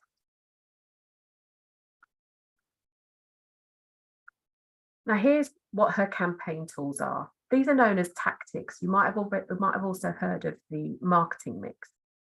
They're both ways to describe the different tools you use when you build a campaign. Doing this helps you reach that number 7 that we talked about earlier. It also helps you to focus your efforts. This way, you're not worrying about creating lots of different content for all the places that you talk to your current and potential customers. You are going to amplify your message, in Sam's case, about her online sale, because you're saying the same thing in multiple places. Now, if someone follows you on social media and is on your email list, it doesn't mean that they'll see everything that you share. So having multiple bites at the cherry is going to help you to push your message through. Now, at this point, I just want to touch on branding. I'm not a branding expert, but it is really important. Whenever your target audience sees your message, it needs to look like it's from you. This is not the time to try new colors and fonts. Everything needs to be consistent. So use the colors you always use. If you've got a color palette, if you've got a little brand guideline, make sure you follow that. The same goes with your fonts. Make sure it all sounds like you as well. Sounds like it's coming from you. This is your tone of voice. Maybe yours is informal, or it could be humorous. Maybe it's knowledgeable. Whatever your tone of voice is, it needs to come through in your campaign. When I was putting together this presentation, I wrote out what I wanted to cover and say. And what you're hearing isn't far from my notes. And if you have signed up to receive my newsletter, The Marketing Morsel, when you get that first email, I hope you'll hear my voice in your head, not in a weird, creepy way, but I hope it will sound to you like I sound to you now. Because I decided my tone of voice was going to be friendly, practical, and to the point. And that's what I really try hard for it to come across in every piece of marketing that I do. This is what Sam's promotional plan might look like on a calendar. You can see now she's got a direction for promoting her sale. There are a couple of gaps in the calendar for her, for other bits and pieces that she might want to do, but this is a really solid plan of communications to help her talk about her online sale. She's going to use those ads to grow her email list. So she's doing that ahead of time because the incentive here is to get early access to her sale. And she'll also add a big sign-up form to her website. You can see that she's planned to send an email to her list to give them early access, and she'll have set up the sales page in advance of that, and she'll use that hidden link. On the sales start day, there'll be a big banner front and center on her website linking directly to that page. She's got all of her bases covered here. Everything she decided she was going to do is plotted out, and she knows exactly what's happening and when. Now, when you first do this sort of planning takes a little bit of time. But as you do it more and more often, you get faster every time because you know what's worked, you know the timings, you know more about the campaigns that you run. So if you're going to try a campaign for the first time, give yourself enough time to put it together to get it ready. Block out chunks of time in your calendar, create your social media images, write your emails, and everything else that you have to do. And if you can't dedicate huge amounts of time, do it in shorter bursts. Do your planning in 15-minute bursts. You'll be amazed at what you can plan in that short amount of time. Set an hour aside to create all of the social media images that you need. Batching helps you focus and get things done. And for social and for email, you can create everything in advance and you can schedule it so you're not worrying about things going out when you're busy trying to get stuff done, when you're trying to make your sales and try and make sure that people buy your product or service. When you put time into creating a campaign, you see results. Now, this example is real. This isn't one I've made up. It's from a mentee of mine. Her name is actually Sam. After we talked through her goals for her business and her marketing, she created a similar campaign to hold a sale in January this year. She has a gift shop and she has an online store. And her goal is to make that online store, increase the sales for that online store. And her concerted marketing efforts meant that her sales in January this year were 7% up on last year, which is typically a slow time of year for her business. So this is all entirely possible for you. I really hope I've helped you see that marketing is only as complicated as you make it. So has this cleared up some of the mystery around campaigns? If you feel like a light bulb's gone up over your head, can you type yes in the chat so that I can make sure that we've covered everything? Amazing. Eve, yes. EM, yes. Lee, yes.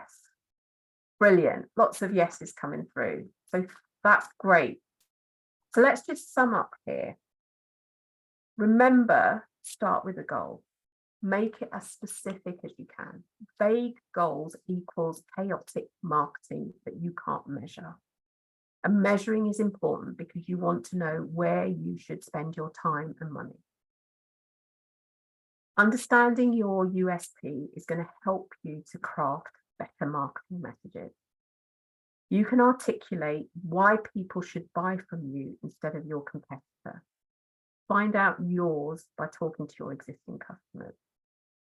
Then focus your marketing efforts by using campaigns. Crack that rule of 7 so you do get the business that you want. I did say that I had a little bit of extra help for you, so let's talk about that. Creating a marketing strategy seems like an overwhelming thing to do. I hope today, between Anna's session and mine, we've really helped you understand how to do that. Now I have a template that can help you. You can scan that QR code on the screen to receive my marketing success plan template. When you have completed it, you'll have a marketing strategy on one page. And there's a bonus with this template. You can use that template to plan your marketing campaigns too. So when you scan that code, you'll be taken to a landing page to fill in your details, and you'll get the template as soon as you hit submit. Now remember, if you join my email list, you will get a flurry of emails from me. If you've done both things, there will be a lot of emails from me. But once those are all done, you will only hear from me once a week on a Tuesday. I very rarely deviate from that. So I'm going to hand back over to Amy and see if there are any questions. Thank you, that was amazing. One question we have is, as a new business with no customers, how do you ask about your USP? Okay, I figured someone was going to ask this. So if you haven't got any existing customers, you will have built a customer persona, the type of people that you want to target. Have a look at your friends and family and work out who fits that persona, who fits the mold of the ideal customer that you've got, and have a chat with them and get them to help you understand why they would buy from your business. So look a bit closer to home, and then as you do get customers, recheck. So do the whole thing that I said about talking to repeat purchasers once you have them, and censor check what you've learned from friends and family, and then adapt, modify so that you can get that tighter. Okay, perfect. And can you give any examples of different USPs? I would say a USP needs to be something that other people can't say. So if you say you've got the best customer service, well, other people can say that. So it needs to be something that really helps you stand out. So it could be something like, if you're a sustainable product business, your USP could be that you only source things from within a 5-mile radius to you. Or it could be that you spend a lot of time finding those products and you rigorously test everything before you buy. So really think about how what you're saying is actually unique. So for me, a lot of people have said to me that how they feel about working with me is that I give them kind of a helicopter view of what they're doing with their marketing, because my experience has been marketing in lots of different companies, and in the last couple of jobs heading up a marketing function, I can really look at what they're doing overall, their marketing, and help them understand what's working and what's not. So if you work with a social media expert, they only help you with your social media, whereas I can come in and look at everything. So I think it needs to be something that you can really articulate and say, it's yours. It's it can be that tone of voice. So, you know, my whole family is just, in fact, my younger sister's nickname in her friend is Pat, and that came from practical, and because our surname is Patel, practical Pat. My USP, as well as being able to help with overseeing, but being able to help you with all of your marketing, is the practical part. I can't work with somebody unless I'm practically making a difference. Everything that I like, today's presentation, all practical things that you can go away and implement straight away. So that's where I look at myself, and that's what people who are on my list that buy from me tell me that they like working with me. So really think about that, and take, like I said, take feedback from your customers, and don't just assume that what you think it is right. Great, thank you. Another question is, how do you know if your marketing strategy is working or not? It's the measurement part of it. So you've created your strategy, and you've put in some marketing goals that you want to achieve. And if you're not measuring what you're doing, then you'll never know whether that strategy is working or not. But on a really basic level, if your business isn't getting sales, then that strategy isn't working. So for me, like, as a solo business owner, you are your everything. I am marketing, I am sales, I am business development, I am IT, don't need HR, but sometimes I need to remind myself to take a break. So I'm my HR, I'm everything. When I worked in bigger businesses, I was only ever marketing, and I had a sales team that went out and did the selling.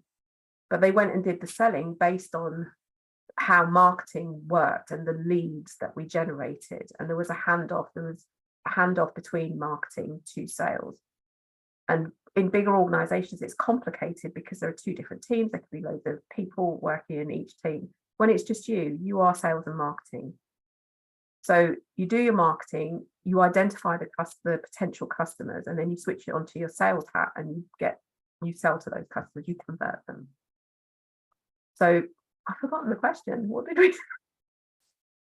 It was, how do you know if your marketing strategy is working or not? You should know that it's working because you're doing the marketing and the selling. And sometimes in bigger organizations, there's a disconnect. But at a very basic level, if things aren't selling or they're selling haphazardly, then your strategy isn't working. Yeah, so it's the importance of kind of reporting on the sales that you're making and looking at that data. Yeah, and don't make it complicated. If you know, if you are a product-based business and you know that every time you send out an email, you get sales, make that part of your strategy. If you know that every time you have a competition on Facebook, you get lots of entries that then turn into customers, make that part of your strategy. Make running competitions part of your strategy. So it's understanding what works and making that part of what you do. But you'll start with your best guess when you create that strategy. And that best guess is all about who you're targeting, which Anna covered earlier, what you want to achieve, which is the marketing goals, why you, which is the USP, and then look at where your customers hang out. When you've done those 4 things, you look at the how, and that template is going to help you figure those 4 things out, those 5 things even. Yeah, amazing. Yeah, I love that. Love the idea of kind of getting feedback on your business journey and then feeding it back into the strategy. We have another question which asks, as a service-based business with only high ticket services, I want to keep things simple whereby clients appoint me for a service, so no gimmicky opt-ins, etc., and no pushy sales, but all efforts channeled into the services that clients receive instead. How do you market this as a simple model effectively? Do what I do. I sell services. I'm going to be really honest here. I'm going to tell you why I'm doing what I do. So this year, my big focus is to build that marketing morsel club, because those people really get to know, like, and trust me, and they're the people that buy from me. Hence the push for the 500 email list growth. The other thing that I will carry on doing is this kind of stuff, because it helps people get to know me. They experience me. It's very rare that I get a sale immediately off doing something like this. It has happened, but when people are buying particularly high ticket things and they're buying a service, that sales cycle is a bit longer. So you want to be able to continue talking to those people. So you want to bring them into a space that's yours.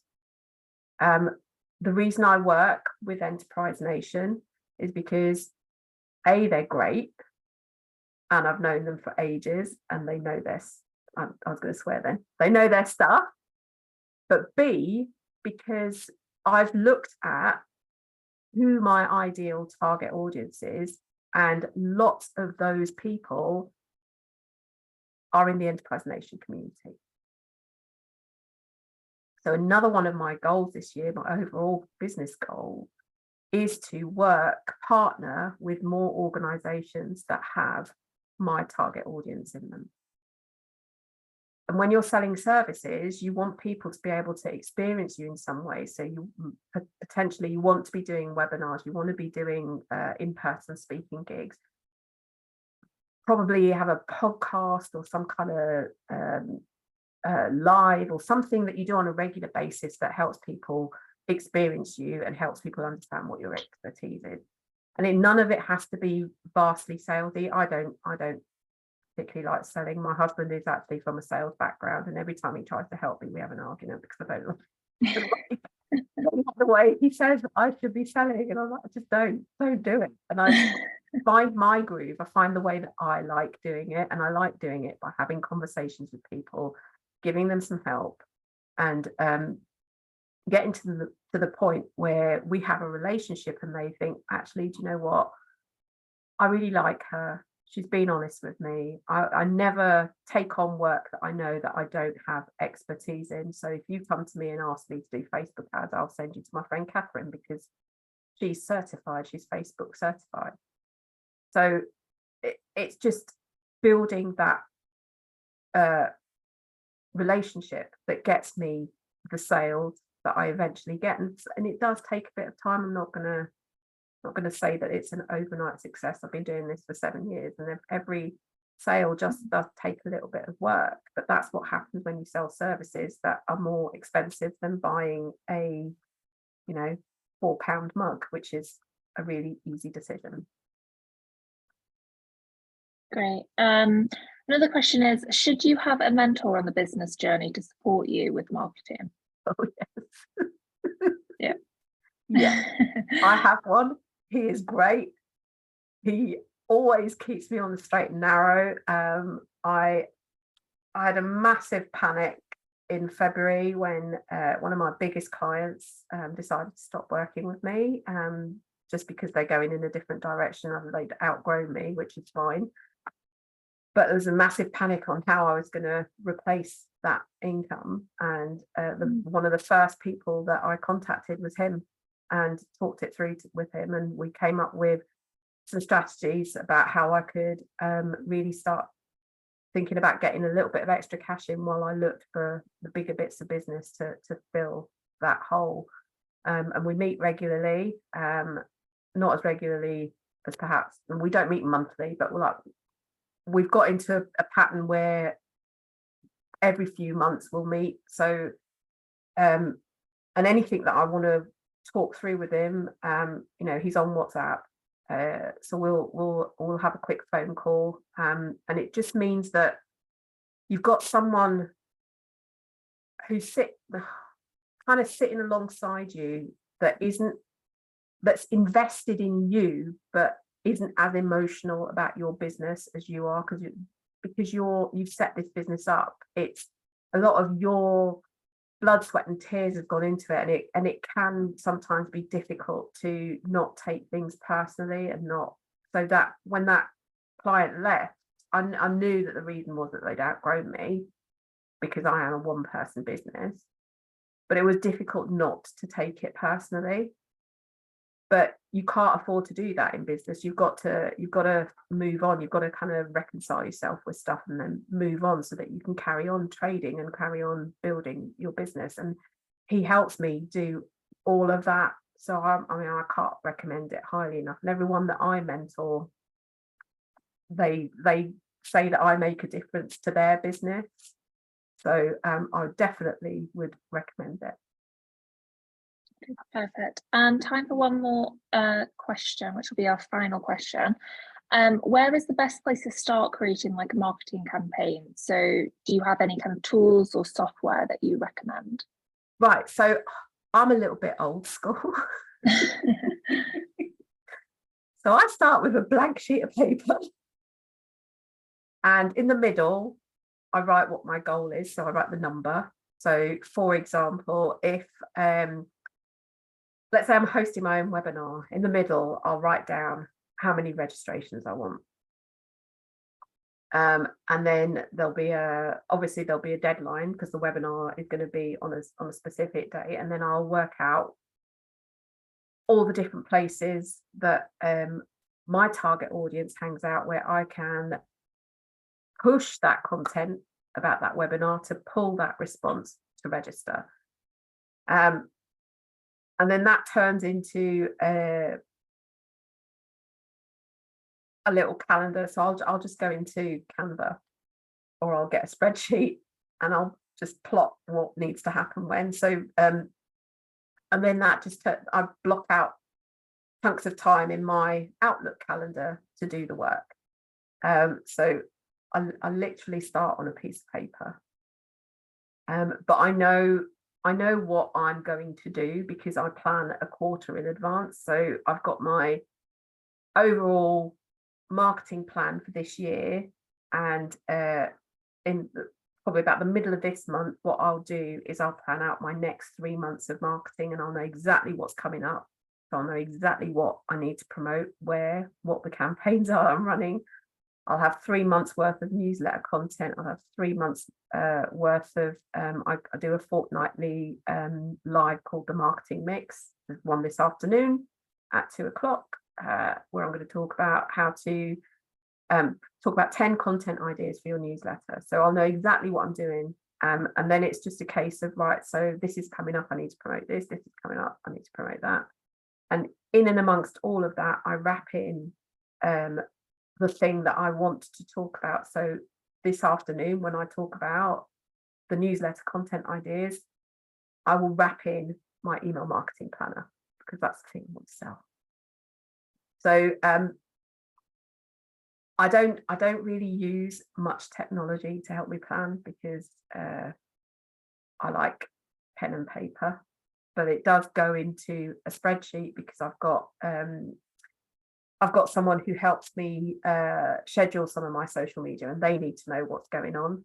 So there needs to be a central place where we can both see what's happening. Perfect. Thank you so much. And if people want to reach out to you or find out more about you, is the best place the signing up to your weekly email? Yeah, you can do that, or you can head to my website. The link to sign up for the email is there as well. And obviously I've got my my profile on the Enterprise Nation website as well. Perfect.